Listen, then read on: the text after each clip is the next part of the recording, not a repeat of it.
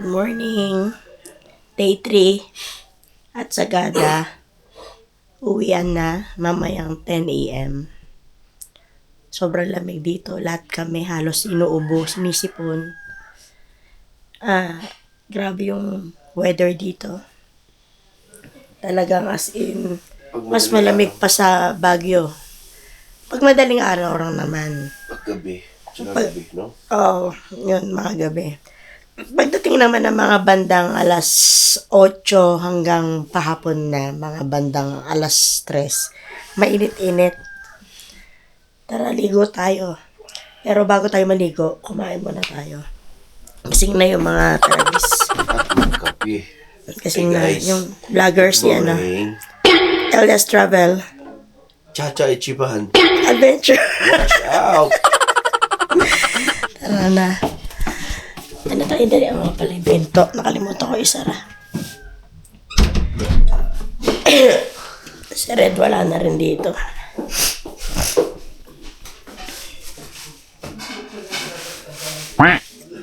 Magising na.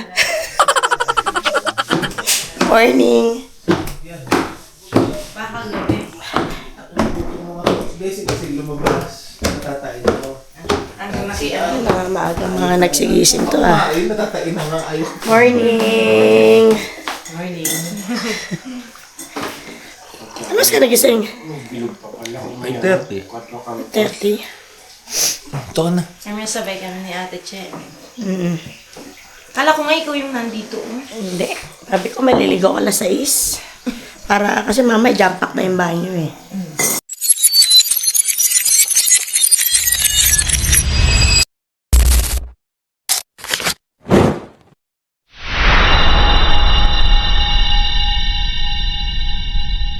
Maraming salamat kay Ma'am Melody dito sa Billy's house. Dito kami nagstay. So, anong oras na, Tian? Anong oras na? Anong oras na? Alas 8?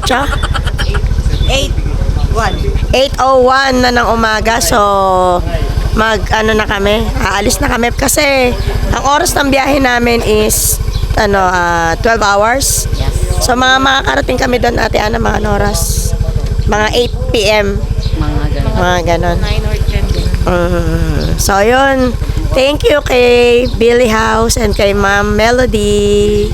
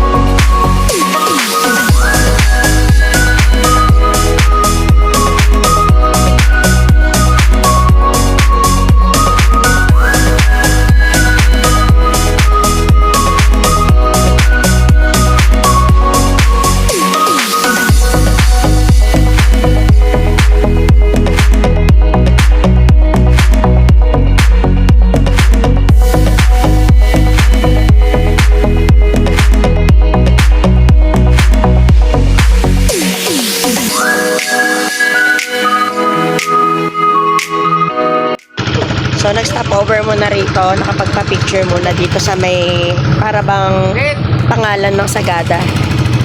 Tapos, hindi pa umandar yung motor na kasama ko. Buti na lang umandar na. So, ngayon, let's go. Everyone. Tara na.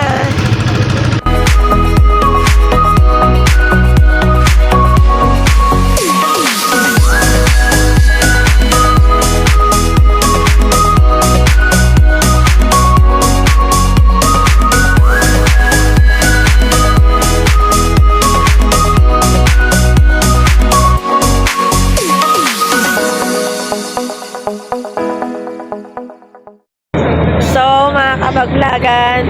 As of, hindi ko na alam kung anong oras na. Basta umaga pa rin. Siguro mga bandang 9 or 10. Nandito ngayon tayo sa Mount Polis, Banawe, Ifugao. Kakain muna tayo rito. Shops Cafe and Restaurant. Stop over tayo rito. Kung natatandaan nyo, kami nila Kuya Eli, nila Noki, dito kami bumili ng gulay. Napapasalubong pa Manila. So, ngayon din, dito rin tayo nag-stop over. So, tara kakain tayo. Dito kay Mang Scott. Tara, let's! So, kain tayo rito. Cozy yung place. Walang ganong tao. Oh, sige. Thank you. Parang masarap yung may sinigang. Ano yun, te? Ay, ano? Cauliflower, tsaka Cauliflower. Sige Ay, pa. pechay. Oh, ano masarap? Parang gusto ko ng talong na pinrito. Ay, oo, ano yung, ano? Torta. Torta, oo. Yung torta, oo, torta yan. Tapos chicken. Oo. Mag-heavy meal tayo. Ito yung mga ulam. May torty, may chicken, Torta nga ba, te? kalabasa. Hindi ata torta, te. Torta yan. Ano to? Cauliflower. Kasi Then- ito ginisang pechay. O, parang ganun. Tingnan natin to. What's the menu? Sa akin din kaya torta. Torta tayo. Torta nga. Rice. Uy,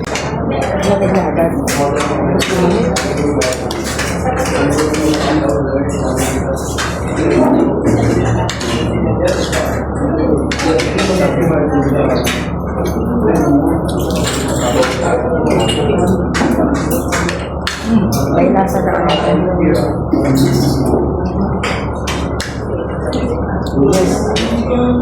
Oh.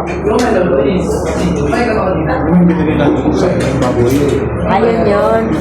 Paketan.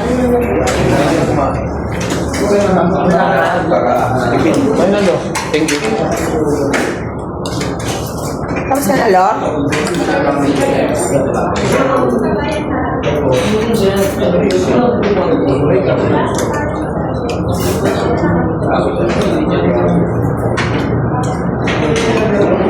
Oo nga, tama nga.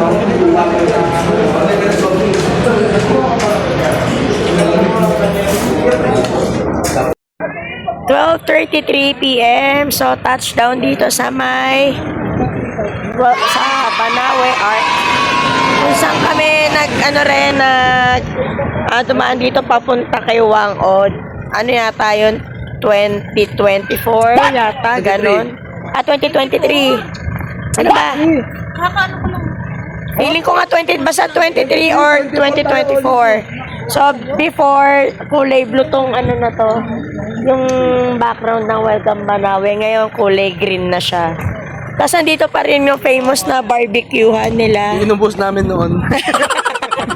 Tapos, dito ako, dati nakatulog yata. Dito ako dati nakatulog. So, stop over, nakakain-kain muna. Stop over dito sa kamag-anakan ni Cherryford dito sa Bagombong, Nueva Vizcaya. Welcome to Bayumbong, Vizcaya. Ibibigay sila sa atin saging tsaka pechay. Si, Chuin mo? Kapatid ng papa ni, ni Cherryford. Ford na po, apelido niya, hindi na po Yun nga, original. Tara, pahinga muna tayo din. Mamaya kakain tayo. Kain na guys. Mga nagkakagulo na sila. Hi guys. Wow, kumain ka ba? Yummy, yummy.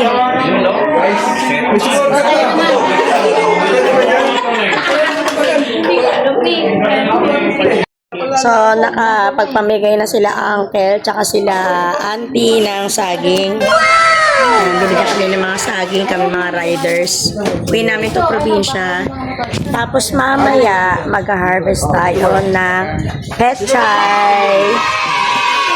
Gusto mong pechay? Di mga pet? Oh, yun, tara, mag-harvest tayo. So tara na, mag-harvest na tayo. Hindi ka, promise. Kaya nga lang, puputin mo ka. Baka naman yung mukha lang pumutin. Siyempre lalagyan mo leg mo. Maiwan yung Sama ka, Sasi. Harvest time pechay. let's go. Sama ka, Sas? Oo, sasama yan. Ito yung mga kababaihan ng tupad. Magawalit kami doon sa bundok. Magawalis kami sa bundok. Ng pechay. Kaya uno yung to? Ano gagawin yan? Sako, dapat sako. Hindi, meron doon malaking plastic. Sako nga dapat Asa yung lalagyan mo? Tara na. Laki oh. Ganon? Abala kayo. Umaya, datiin na lang. Ganon? Dapat Andito na kami sa harvest ng pechay. Nag-harvest na si Ate Ana. Dami oh. Pechay. Bubwit pa, no? sa bagay ko muna ng simulang ano. Hi, nandito kami sa Pechay. Gusto mo, Pechay ko? Pechay ko. Pechay ko. Gano'n ka fresh ang pechay mo? Siyempre, Pechay ni Kuya Noki. Walang Pechay yun. De, fresh talaga pechay nila, oh. Talong po ba kayo dyan? Dami, oh. Ayan na. Alternate mo. Ayun na, doon na. Ito na sa akin. Ayun. May crates. Yun na lang yung supply. Crates na lang. Plastic na. Oo. Doon na lang at atiin. Sige. Ayun, fresh ang pechay niya. Mataba ang Pechay niya. Oo. Then yung mga tamad, nag-aantay ng biyaya. Ganyan pala. Magtanim. Let's say, thank you, Auntie. 1, 2, 3. 1, 2, 3. Thank you, Auntie.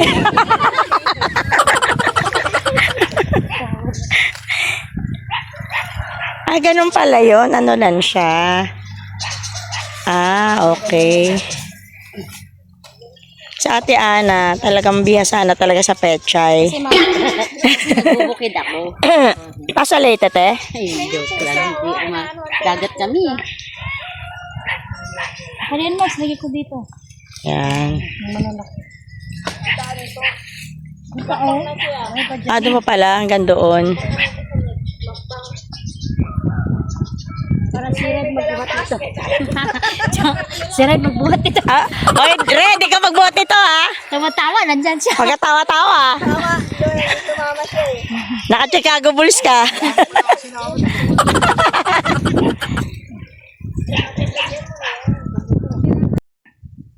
Wow! Wow naman! Hindi ka panipaniwala. Sa Manila, Ano ba? Ganun ba dapat? sa Manila, nagkakape lang ho talaga to. Tsaka meron po itong car wash bendo. Picture naman yung ganun. Mga picturein mo kami, Ate Jo. Ingat siya. Uwian na. Yung kinamaramik lang, love angkol sa kamag-anak ni Teribay. Let's go.